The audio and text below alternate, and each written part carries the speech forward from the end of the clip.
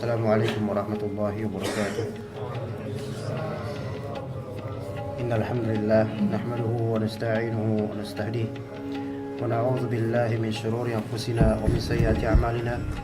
May yahdihillahu fala mudilla lahu wa may yudlil fala hadiya lahu. Asyhadu an la ilaha illallah wahdahu la syarika lahu wa asyhadu anna Muhammadan abduhu wa rasuluhu la nabiyya ba'dahu. Allahumma salli wa sallim ala nabiyyina Muhammadin wa ala alihi wa sahbihi ajma'in. Kita memulai pembahasan insyaallah untuk kali ini hingga ke depannya tentang atau di bidang tarikh atau sejarah atau sirah Nabi insyaallah, yaitu Nabi Muhammad SAW,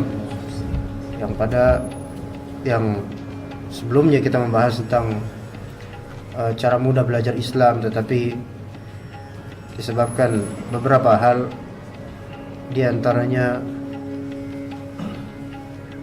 dikatakan bahwa di majelis kita ini belum ada kajian tentang sirah Nabi, maka insyaallah pembahasan sirah Nabi akan diisi oleh ana insyaallah taala untuk mulai ini sehingga beberapa waktu mendatang insyaallah. Dan kita memulai pembahasan tentang sirah ini dari pembahasan peradaban dan agama yang ada sebelum dijadikannya atau dinobatkannya Muhammad bin Abdullah alaihissalam sebagai Rasul. Yaitu kita akan memulai agama atau peradaban apakah di muka bumi ini ketika Rasulullah SAW itu hidup, tetapi beliau masih berstatus sebagai manusia biasa, maksudnya bukan sebagai Rasul, yaitu sebelum 40 tahun beliau, ya, atau sebelum beliau lahir. Jadi ketika era seperti itulah, era jahiliyah. Dan kita akan memulai dari sedikit pembahasan tentang Bizantium, ya, kemudian pembahasan tentang orang-orang Persia, ya. Saya nggak tahu apa cukup waktunya ya. Tapi ala kulli hal kita baca aja dulu. Dan kali ini belum ada paper kertas yang bisa dibagikan. Mungkin insyaallah pekan depan atau lainnya. Ala kulli hal yang penting kita bicarakan Bizantium, Persia, India. Dan barulah nanti di masa atau di area teritori Jazirah Arab. Sebagaimana di kitab As-Sirah An-Nabawiyah karya Syekh Ali As-Sallabi, dan terjemahannya banyak masyhur di Pustaka Al-Kautsar terbitannya. Dimulai dari pembahasan Imperium Romawi, Rom. Yang mana kita tahu kalau disebut Rom ini berarti Romawi berarti Kristen. Imperium Romawi Timur, ya, dikenal dengan nama Imperium Bizantium. Ya. Kerajaan ini atau imperium ini dulu sempat menguasai banyak negeri. Dan kita tahu ini Kristen. Jadi sebagaimana kita tahu non-Muslim yang Kristen ini sifatnya penjajah. Terus mereka ketika dulu mengekspansi daerah-daerah. Memang tujuannya dunia. Pada asal tujuannya dunia untuk menguasai daerah, tujuannya dunia untuk mengeruk isi dari area yang mereka jajah. Dulu menguasai Yunani, Balkan. Antum tahu Skandinavia, Pak? Daerah-daerah yang rata-rata negeri tersebut sekarang benderanya salib miring. Tahu kan? Seperti Swedia, Denmark, Norwegia, Finlandia, ya kan? Sama Islandia. Itu 5 negara itu sampai sekarang itu salib miring benderanya. Denmark, Swedia, Norwegia, Finlandia, dan Islandia. Juga menguasai beberapa area Asia. Bahkan sampai ke Suriah, yaitu Syria ini, Filistin ketika itu sudah Syria masuk tanah Syam, Laut Tengah, sampai kemudian Mesir dan Afrika bagian utara, atasnya Afrika. Ya. Ibu kota dari Imperium Romawi ini atau Bizantium adalah Konstantinopel, ya. ya Konstantinopel, yang kita tahu itu masa lalunya dari apa ibu kota Turki, Pak? Istanbul. Ya. Daerah-daerah semisal itu. Turki aku lihat. Dahulunya. Sebelum kemudian mereka kalah oleh kaum muslimin. Dan Bizantium ini dikenal sebagai imperium tiran yang kejam. Rakyat di bawah kekuasaannya diperlakukan dengan kejam, zalim, keji dari beragam segi, ya. Sampai juga segi ekonomi. Pajak yang dibebankan kepada mereka sangat tinggi. Dalam Islam, Anda tanya, apakah asalnya ada pajak dalam Islam? Dalam Islam ada sedekah, ada zakat, ada. Sedekah di sini baik sedekah berupa wajib seperti zakat atau nafkah keluarga atau misalnya, atau sedekah sunnah. Ada zakat. Zakat ada zakat fitrah, ada zakat mal, atau ada zakat pertanian, hasil pertanian, ada zakat peternakan, ya kan? Itu semua diatur. Dan apakah semua orang wajib untuk menunaikan zakat mal? Tidak. Kalau zakat fitrah ya, bagi yang di atas taraf miskin, ya. Adapun pajak, ya, itu tidak dalam Islam, ya. Pajak yang dibebankan kepada rakyat itu sangat tinggi. Maka ini tentu kezaliman. Kita kan punya apa-apa sedikit-sedikit dipajakin, repot jadinya. Yang tadi barang itu sejujurnya murah, akhirnya jadi mahal, jadi karena apa? Bea cukai, pajak. Ini afwan di sini kok ada yang di sektor itu, mohon dimaklumi, kita bicara agama ya, bukan bicara apa-apa. Bukan bicara pekerjaan masing-masing atau gimana, tapi bicara agama. Ya. Oleh karena itu dalam Islam asalnya diperbolehkan kita untuk membeli barang black market yang tidak kena pajak. Lebih murah nggak? Jauh lebih murah kadang-kadang. Halal nggak? Halal atau tidak, Pak? Halal. Memperjualkannya halal tidak? Halal. Kenapa? Alasannya apa? Pada asalnya pajak itu tidak ada dalam Islam, sehingga bukan suatu ketaatan. Asalnya begitu, Pak, ya. Ini antum jangan setelah ini kemudian nggak mau bayar pajak itu terus merujuk ke ana, nanti ana ditangkap. Tapi maksud ana di sini adalah kalau kita bicara agama Islam, pajak tidak ada. Semua orang berhak memperdagangkan apa yang dia punya. Fadhol, silahkan. Adapun penarikan untuk pajak ini pajak itu sebenarnya pada asalnya tidak ada. Negara hanya dapat apa? Baitul mal. Dari mana? Zakat atau sedekah sunnah. Zakat itu dari siapa? Orang-orang kaya. Begitu. Islam mengaturnya begitu. Jadi tidak semua yang miskin baru mau dagang kena pajak, ya kan? Asli begitu ya, Pak. Tapi jangan kemudian jadi anarkis, ya. Kita ya kalau memang terpaksa kita taati kalau terpaksa, ya. Karena kalau enggak ntar antum ditilang terus, ya. Nah, pajak yang dibebankan mereka sangat tinggi. Ini kan mengeruk betul-betul, menguras rakyat, merampas harta rakyat. Pertikaian dan kerusuhan kerap terjadi. Secara umum, pola kehidupan orang-orang Bizantium ini, di kerajaan Bizantium ini, hanya diwarnai huru-hara, hedonisme, menggumbar nafsu, kemewahan dan kesenangan belaka. Kalau antum perhatikan ya, Pak, ini memang belum sampai ke kajian sirah Nabi, tapi kita mempelajari ya antropologi area lain selain Jazirah Arab ketika Nabi SAW belum diutus. Supaya kita tahu keagungan Allah Azza wa Jalla, yang tadinya area ini seperti ini dikuasai oleh orang-orang hedon, kemudian Allah Ta'ala balikkan menjadi penguasaan orang-orang muslim. Jadi apa? Huru-hara, hedonisme, nafsu itu diumbar, mewah dan yang penting senang. Dan itu Barat sekarang terfitnah dengan itu. Dan memang itulah orang-orang Barat seperti itu. Orang-orang Rom, Kristen itu seperti itu. Ya. Jadi kalau kita lihat sekarang, kadang kita lihat orang-orang yang misalnya kita tonton, orang-orang Barat, banyak dari mereka mempertontonkan apa? Kemewahan. Nafsu, umbar nafsu, aurat dan seterusnya semuanya. ya, huru hara. Yang penting senang, silahkan lakukan whatever you want, apa yang kamu inginkan. Ya. Kemudian juga Imperium Romawi atau Bizantium ini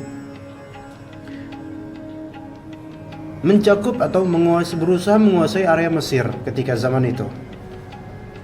Ya. Bekas peninggalnya Firaun, maksudnya Mesir. Sasaran intimidasi agama dan kesewenang-wenangan politik mereka. Jadi yang namanya kerajaan pasti punya politik. Mesir dijadikan sapi perah yang susunya bebas dinikmati oleh para penguasa Imperium Romawi. Bisa kita pelajari ya, Belanda berusaha untuk menguasai Indonesia. Tujuannya apakah religius? Ada memang tujuan, karena 3G kan, Masya Allah, masih nggak 3G. Ya, 4G-nya apa nih? Jadi tertinggal mereka. Gold, glory, and gospel. Gold itu berarti emas, duit, dia bisa menukar segala sesuatu dengannya, ya kan, secara materi. Glory ini secara maknawi, penguasaan, kemenangan, ya kan. Gospel, ajaran religius mereka. Itu ketiga, itu yang paling akhir lah. Makanya mereka juga memiliki misionaris gitu. Tapi yang paling awal apa? Gold, karena bagi mereka yang paling bisa menukar segalanya di dunia ini uang. Dan dengan uang itu dapat glory. Adapun agama nanti dulu. Begitu ya. Dan begitulah karakter mereka. Belanda pun berusaha mau menjajah Indonesia. Konon berapa abad ya? Anda sampai lupa. 3,5 belum berhasil kan? Anggap belum berhasil. 3,5 abad nggak berhasil. Ya. Mana ada mereka menjajah demi mensyiarkan agama Allah? Nggak mungkin. Pasti mencari dunia dari itu. Dan itulah karakter itu. Portugis datang, ya kan? Spanyol sempat nggak mampir kemari? Sempat. Jepang, lebih parah lagi. Katanya lebih ngeri gitu kan? Ada Romusha, ya. Dan seterusnya dari sejarah yang berlaku di tanah air ini. Apakah orang Indonesia kita tuh belajar bahwasanya seluruh dari penjajah itu bukanlah Muslim? Alhamdulillah, ya kan? Terus kemudian ketika yang datang ke kita siapa? Orang Arab. Konon katanya orang Yaman, ya kan? Pedagang-pedagang Yaman. Yaman itu hasil dakwahnya siapa ya, Mu'adz bin Jabal. Ya, Rasulullah SAW dulu mengutus Mu'adz bin Jabal ke Yaman. Kemudian didakwahi oleh Mu'adz bin Jabal, kalau Rasulullah SAW perintahkan kepada mereka untuk syahadat dulu, tauhid. Kemudian sholat. Tegakkan tauhid, buat mereka sholat, ajarkan sholat. Maka kemudian Yaman menjadi muslimin, orang Muslim. Kemudian kelak di tahun sekian ratus, ya, Hijriyah, pedagang-pedagang Yaman mereka mengekspansi apa? Apakah mereka melakukan ekspansi untuk menguasai Indonesia? Tidak, melainkan berusaha berdagang, cari nafkah. Versi lain dari Gujarat, India. Ya, versi lain, tapi ana lebih memilih versi dari orang Yaman, bukan dari India, bukan. Ya. Dan itu nampak sekali. Kalau antum ikhwan, ini tidak dalam rangka main ras atau apa ya. Kalau kita melihat orang Indo-Arab, ya kan, punya teman-teman paling-paling masing-masing punya Indo-Arab, seperti, maaf, bukan maksud apa-apa, misal Pak Anies Baswedan. Baswedan itu dari Baswedan. Ini Ba Arab. Suwaidan, Ba Alwi, Ba Jubair, At-Tamimi, Al-Katiri. Semua nama-nama ini Arab Indo. Dari kakek nenek mereka. Yang mana mereka semua ini adalah orang-orang asli orang Yaman. Bukan orang misalnya Saudi, enggak. Yang Arab Indo di kita ini Indonesia semuanya orang Yaman semua, enggak ada yang asli orang Indo dari orang Saudi, enggak. Dari Yaman, dan Yaman itu dekat dengan perairan. Ya, lebih mudah ke Indonesia dibandingkan Saudi ke Indonesia, dan ketika itu tidak ada pesawat, adanya apa? Kapal laut. Nah, jadi Yaman ke Indonesia untuk mengekspansi trade, perdagangan. Mulai di situ berdakwahlah mereka.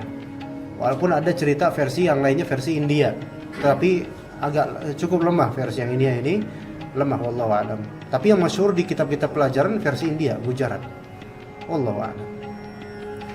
Nah, bedanya Imperium Romawi atau orang-orang Salibis atau Nasrani dengan pedagang-pedagang Muslim. Pedagang Muslim datang hanya berdagang dan menampilkan akhlak sebagaimana diajarkan guru-guru mereka. Sementara orang-orang Nasrani Kristen datang ke Indonesia memang sudah punya nafsu. Wah, bagus tanah ini bagus ini. Makanya akhirnya kita tahu apakah pedagang-pedagang Muslim ini mereka membangun instalasi tertentu? Enggak. Belanda membangun, ya, benteng, dam, rel kereta, ya kan? Kalau antum melihat misalnya rel kereta yang arah Bogor ke Sukabumi itu, ya, itu dari zaman kapan? Belanda itu. Dan itu sangat kuat rel kereta. Bisa dibilang ama yang sekarang komuter lain kita lihat di Pasar Minggu kan, antum kadang lewat Pasar Minggu mungkin, itu kan bisa dibilang dulunya satu side doang rel. Mungkin satu side-nya dulu Belanda bikin, tapi kalau dua, satunya lagi kita yang bikin kemudian setelah kemerdekaan. Tapi mau yang lebih antik lagi yang di Bogor Sukabumi. Itu tahun 2008 ya. Ana pernah menyusuri rel Bogor Sukabumi waktu non aktif itu. Jadi keretanya lagi non aktif. Sekarang kan udah ada tuh spurnya tuh. Dulu kereta yang Bogor Sukabumi itu kelas kambing itu ya.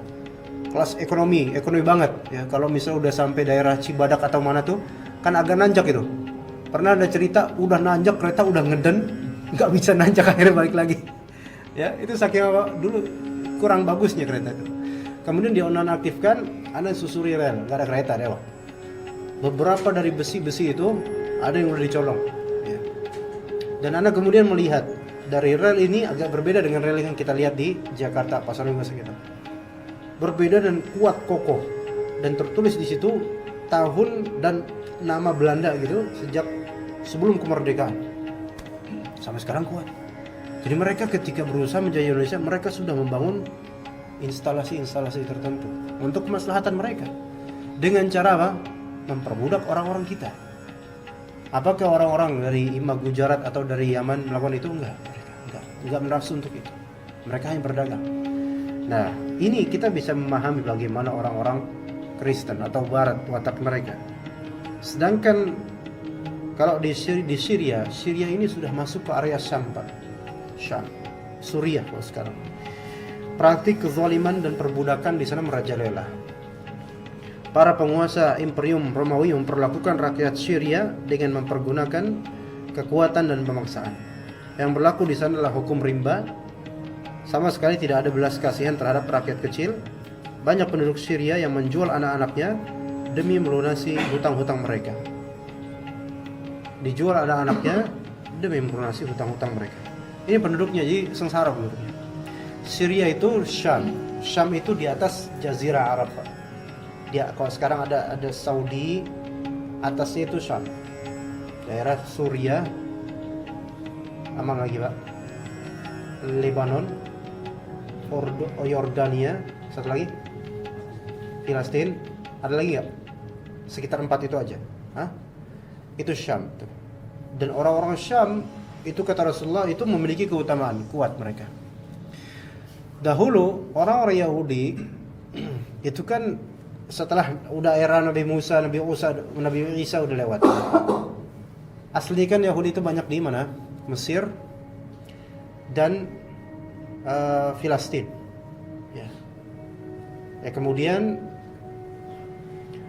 mereka membaca di kitab suci mereka yang telah banyak diubah, bahwasanya nanti akan datang, di Taurat ada, di Injil ada, nanti akan datang di akhir zaman nabi terakhir. Dan mereka memprediksikan nabi terakhir ini dari kalangan Yahudi, yang mana di Taurat atau di Injil itu disebutkan bahwasanya nabi terakhir ini yang akan membawa kemenangan, ya, nabi terakhir ini akan muncul di daerah yang banyak kebun kurma. Nah, kebun kurma banyak di sana. Mereka berpikir kebun kurma di mana sekarang? Ya, daerah Syam kurang. Maka yang dari Syam mereka melakukan eksodus ke Madinah, bukan ke Mekah. Karena kebun kurma di Madinah banyak dan di Khaybar. Adapun di Mekah nggak begitu. Mereka eksodus banyak ke hijrah ke Madinah. Jadi sebelum Nabi SAW hijrah ke Madinah, orang Yahudi dulu udah banyak tuh ke Madinah. Karena apa? Menunggu kelahiran Nabi terakhir. Ya. Jadi meninggalkan Syam, meninggalkan apa? Tapi di zaman itu Madinah tidak tersentuh oleh kekuasaan Rom. Madinah dan dulu namanya bukan Madinah ya, namanya Yathrib. Tak pernah dengar kan ya? Tahu pelajaran sejarah dulu, Yathrib. Terus Makkah. Daerah-daerah Jazirah itu tidak sampai Imperium Romawi sana. Sampainya hanya sampai Syam, Turki, ya kan? Sampai daerah situ saja. Jadi masih pure terjaga kemusyrikannya gitu. Maksudnya masih orang-orang Quraisy yang di situ. Datang orang-orang Yahudi ke Madinah dan Khaybar. Bani Qainuqa, Bani Quraidah itu yang di situ. Ya. Nah. Jadi begitulah Syria dizalimi oleh orang Imperium Romawi. Kehidupan sosial masyarakat Romawi di masa itu penuh dengan kekacauan. Dalam buku-buku peradaban baik karya klasik ataupun modern ya, digambarkan kondisi Bizantium. Kehidupan sosialnya sangat kontradiktif. Di satu sisi, kecenderungan hidup beragama di kalangan mereka sangat menonjol. Jadi mereka itu mempertahankan Kristen. Ya. Sebagaimana kita juga melihat beberapa orang dari Kristen mempertahankan agama mereka. Dan bahkan kadang kita lihat mereka bisa lebih bersatu daripada sebagian Muslim. Ya. Dan sebagian dari Kristen, bahkan banyak dari orang Kristen yang minoritas ini, mereka jika ada di antara mereka butuh sumbangan, itu langsung cepet gitu teman-teman Kristennya. Iya. Kadang kalau kita mikirnya panjang dulu ya. Sejujurnya ya, ini bukan menghinakan agama sendiri, tapi menyayangkan beberapa dari orang-orang Muslim. Tapi tetap orang Muslim izahnya lebih tinggi dibandingkan mereka. Cuman harus dikoreksi ya. Mereka kecenderungan hidupnya tentang agama ya ada. Banyak di antara mereka yang lebih memilih menjadi biarawan. Kita tahu orang kalau jadi biarawan ya udah tidak menikah, tidak banyak bergaul dengan orang-orang umumnya. Bahkan kecenderungan ini menjalar sampai ke pedalaman negeri-negeri mereka. Sampai desa-desanya pun kecenderungan keagamanya itu kuat. Banyak dari kalangan rakyat biasa yang ikut terjun dalam kajian keagamaan yang cukup intens dan tak jarang mereka terlibat dalam diskusi-diskusi keagamaan. Berarti mereka punya agama.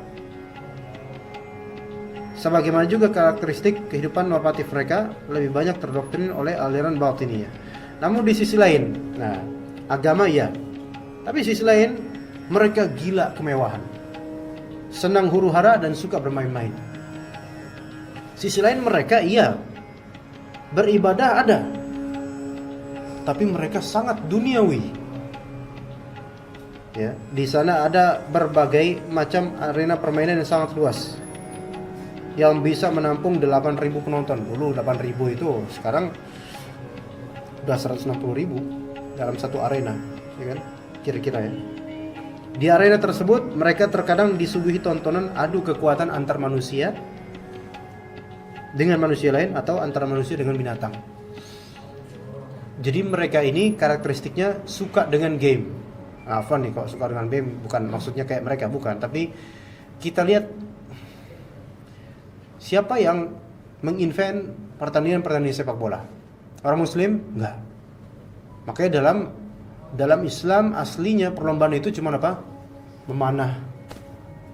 Ya kan? Pacu kuda atau semisalnya. Ya. Tapi kalau versi dunia, sekarang paling hot itu olahraga apa, Pak? Bola kan?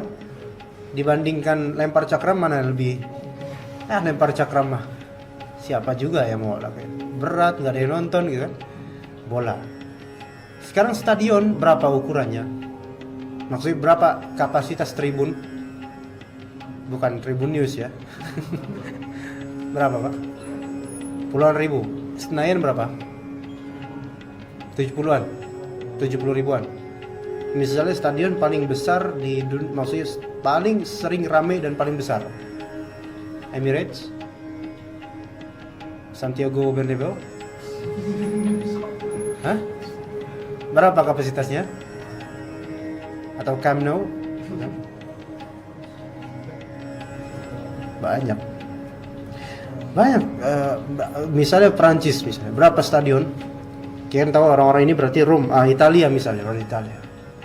Berapa banyak tim klub sepak bola? Wallahu alam, ada seri A, seri B, seri C, 1, seri 2 dan seterusnya seri-seri ya. Dalam satu seri A berapa? 20 tim. Sahih. Mana yang lebih rajih, 20 atau 18? 20. Kalau dulu tahun 90-an mungkin 18. Berapa stadion? Paling terbesar apa? San Siro. Berapa jumlahnya? 80 lebih 80 ribu. Belum lagi stadion Turin dan lain-lain yang Allah alam namanya apa aneh-aneh itu ya. Syuf lihat. Mereka semua masyarakat Italia, kita lihat. Fans bola yang paling fanatik kepada klubnya di mana? Secara klub, bukan secara negara. Hah? Itu gue nggak tahu sih, malah aneh yang tahu nanti jadinya. Hah? Enggak. AS Roma Itali, Pak. Nah, itu Itali memiliki tiap-tiap tim ada supporternya ultras. Nih kan? Fanatik terhadap setiap timnya. Mau Roma ada yang derby misalnya Milan dengan Inter misalnya. Fanatik masing-masing. Juventus dengan Torino misalnya. Atalanta dan seterusnya dari tim-tim itu. Paling fanatik pada klubnya masing-masing. Adapun kalau misalnya paling fanatik terhadap negaranya hooligans di Inggris ya kan. Nah, kita tahu seperti itu. Mereka karakternya suka dengan pertandingan dan suka fanatik dengan apa yang mereka jagoin di kubu tersebut. Dan pertandingan ini manusia lawan manusia. Inggris ada, Italia ada. Spanyol manusia lawan binatang, itu juga dikenal di sana. Banteng, ya kan? Lawan manusia banteng dimain-mainkan oleh manusia yang kadang-kadang kena itu manusia tajamnya. Apa sebenarnya nggak tajam, cuma besarnya tanduk banteng. Dan Anda pernah lihat Allah musta'an di Spanyol tentu kayak gini, apa namanya yang seperti ini? Matador. Jadi kan biasanya koboi-nya atau semisalnya itu pakai kuda. Kemudian ada banteng. Yang zalimnya ini adalah kemudian banteng yang di atas kuda itu pakai merah itu, selendang merah atau selendang ya, serbet merah gitu apanya. Kain merah lah pokoknya, gitu lah merah. Banteng ini kan kemudian terhasut mau menyundul orang tersebut, kan nggak kesampaian. Akhirnya kuda yang tersundul lah ya. Kuda kan bisa diem aja gini, kena perutnya kuda sampai bocor perutnya, ditanduk-tanduk terus sama banteng tersebut, keluar semua isi dari perut kuda itu. Dan orang-orang pada ngeliatin satu stadion Matador itu, Allah musta'an ya, dikejar terus kudanya itu, dan mereka ngeliatin dan menyoraki itu, Allah musta'an ya. Dengar ini, anak-anak membayangkan sangat benci dengan kelakuan mereka yang seperti ini. Kudanya ya tentu sakitnya seberapa ya kita nggak tahu. Gimana Pak kalau misalnya kita terbocorkan dengan tanduk binatang, kemudian terus digorok di dalam dengan tanduk tersebut kemana-mana, keluar darah, keluar ini, akhirnya sekarat itu kuda.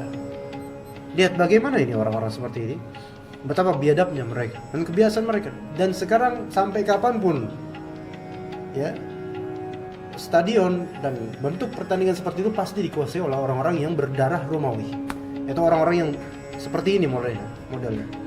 Asia mulai mengikuti, terutama orang-orang Muslim. Makanya kata Rasulullah SAW, kalian akan la tattabi'unna sanana man kana qablakum. Kalian pasti akan mengikuti sunan atau jalan hidupnya orang-orang sebelum kalian, Yahudi atau Nasara. Sampai masuk ke lubang bab, itu lubang binatang pun kalian ikut. Nah, ini kiasan yang terendah buat orang-orang yang ikutan. Sekarang makanya sebenarnya mengadakan pertandingan sepak bola atau semisalnya kemudian pada ramai di situ, itu madharatnya lebih besar daripada maslahatnya. Sholat tidak. Penontonnya bukan kalau pemainnya mungkin insya Allah mudah-mudahan dalam waktu sholat kan, ketika waktu injury time injury time malah sholat nggak mungkin kan, waktu istirahat ya, break time gitu kan, mereka sholat. Ada ya di Indonesia ya beberapa di foto gitu sholat time, tapi penontonnya 50.000 orang mau sholat di mana, kiblatnya mana ya gak.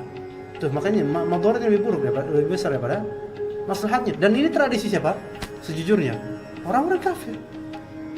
Apakah mereka ketika sedang mengadakan pertandingan kemudian lagi nonton rame-rame, apakah kemudian ada suara gereja lonceng kemudian mereka istighfar? Nggak ada gitu, aneh malah. Yang ada kemudian yang ada kebidahan yang baru, bidah yang baru dari dalam agama mereka. Contoh di beberapa pertandingan biasanya ada sesi pengenangan terhadap mayit fulan ya gak? Kemudian mereka melingkar di area tengah lapangan ya kan, tempat kick off itu, mereka saling ini, kemudian mari kita heningkan cipta sejenak. Itu tradisi siapa? Orang-orang kafir Kristen. Kalau misalnya diikuti oleh orang-orang Islam sekarang, maka betul kata Nabi SAW, kalian akan ikut dengan mereka. Itu betul kata Nabi SAW. Gak ada tradisinya, gak ada tradisi gitu dalam Islam, gak ada. Heningkan cipta, kemudian ada alunan musiknya gitu, atau nggak ada suara sama sekali. Tapi itu bisa kompak satu stadion itu. Pemainnya heningkan cipta hanya 5 menit lah. Yang lain pada sini semua nggak ada suara trompet, batuk pun nggak ada. Nah, orang Muslim harus lebih kompak dari itu. Tapi bukan untuk menghinakan cipta. Kenapa? Karena ini nggak ada dalam agama kita. Dan bahkan nggak ada dalam agama mereka aslinya. Tapi mereka buat-buat. Nah, sekarang untuk yang bersifat sunnah harusnya lebih ada. Ya. Nah, di arena tersebut mereka kadang disuguhi tontonan antara kekuatan manusia versus binatang. Mereka membagi penonton menjadi 2 kubu. Satu kubu menggunakan atribut warna hijau dan satu kubu lagi menggunakan atribut biru. Wah, persis ini seperti yang sekarang terjadi. Oh, persis banget ini. Iya.